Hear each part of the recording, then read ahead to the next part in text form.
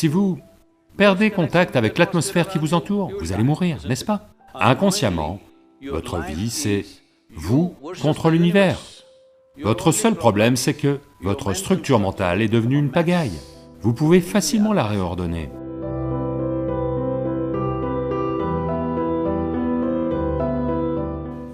Sadhguru, désespérés, beaucoup de jeunes se mettent à envisager de mettre fin à leur jour. De nombreuses questions ont été posées à ce sujet.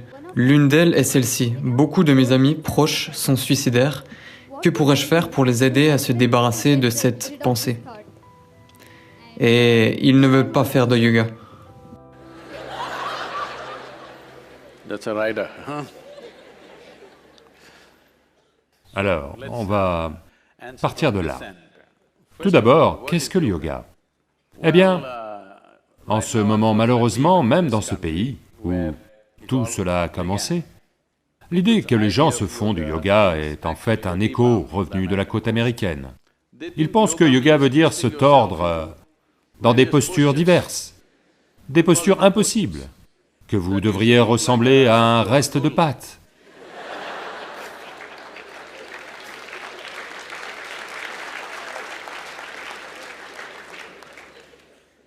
Non, je veux que vous compreniez ce que yoga veut dire. Yoga veut dire union. Union veut dire... Voyez, là maintenant vous êtes ici, même vous respirez. Votre ami respire aussi, vous pensez? D'accord. Bien sûr, vous mangez de la nourriture, vous buvez de l'eau. Il y a bien d'autres niveaux de transaction. Mais au moins, avec ces choses très physiques, vous comprenez que sans cette transaction, vous ne pouvez pas exister, n'est-ce pas? Allô? Donc quelque part, ce que cela vous dit, c'est que vous n'êtes qu'une petite créature, juste un petit pop-up. Vous avez des pop-up sur vos écrans de téléphone, qui apparaissent et disparaissent. Sur cette planète, vous êtes juste un pop-up, et vous allez disparaître. Oui? Donc, vous pensez que vous êtes une existence individuelle autonome? Non. Si vous perdez contact avec l'atmosphère qui vous entoure, vous allez mourir, n'est-ce pas? Si vous ne mangez ou ne buvez pas, vous allez mourir.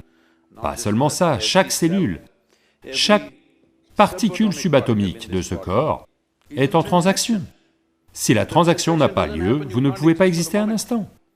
Mais psychologiquement, vous vous mettez dans un tel cocon que vous pensez être une existence individuelle, complètement autonome. Yoga veut dire que vous effacez consciemment les limites de votre individualité. Parce que si vous n'effacez pas consciemment les limites de votre individualité, alors inconsciemment, votre vie, c'est vous contre l'univers. C'est une très... Vous devez m'écouter là-dessus, vous pouvez suivre mon conseil. Ce n'est pas une bonne compétition. Vous contre l'univers, à coup sûr, vous allez avoir envie de mourir. Lorsque vous faites face à une telle compétition, ça ne vaut pas la peine de vivre, ça va devenir comme ça. Donc la façon dont les gens gèrent ça habituellement, c'est en les effaçant de façon inconsciente, un petit peu. Quelqu'un tombe amoureux de quelqu'un. Tout d'un coup, ils ont un petit peu ouvert les limites de leur individualité à quelqu'un. L'expression anglaise « tomber amoureux » est une bonne expression, parce que quelque chose de vous doit tomber. Vous ne pouvez pas monter amoureux, vous ne pouvez pas voler amoureux, vous ne pouvez pas grimper amoureux. Vous devez tomber amoureux. Ça veut dire que quelque chose de vous doit être enlevé, quelque chose de vous doit tomber. Vous devez faire de la place pour autre chose. Inconsciemment, vous avez fait un peu de yoga. N'a-t-il toujours pas envie de faire du yoga?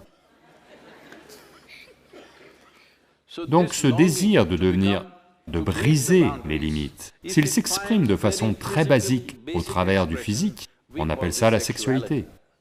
S'il s'exprime au travers des émotions, on appelle ça une histoire d'amour.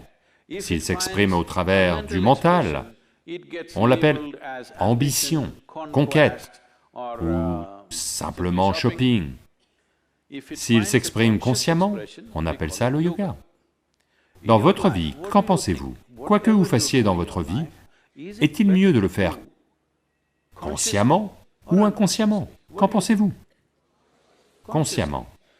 Donc si consciemment vous effacez vos limites, vous comprenez qu'inutilement vous construisez une structure psychologique où vous vous sentez piégé. Si vous effacez ceci consciemment, ça s'appelle yoga. Si vous l'effacez physiquement, ça s'appelle le sexe. Si vous l'effacez émotionnellement, ça s'appelle l'amour. Si vous essayez de l'effacer mentalement, ça s'appelle la conquête, l'ambition, l'accomplissement, la victoire, ce genre de choses. Mais toutes ces choses, combien de temps durent-elles? C'est momentané parce que c'est inconscient. Si vous effacez consciemment les limites de votre individualité, vous pouvez être assis ici, comme l'univers, avec la même stabilité. Maintenant, où voulez-vous aller après être mort? Parce que tout ce que vous n'avez pas fait, vous n'avez pas le droit de le détruire, n'est-ce pas? Avez-vous fait cette vie? Allô? Avez-vous fait cette vie? En êtes-vous capable? Non. Alors, comment se fait-il? Votre seul problème, c'est que votre structure mentale est devenue une pagaille. Vous pouvez facilement la réordonner. Ils doivent faire du yoga.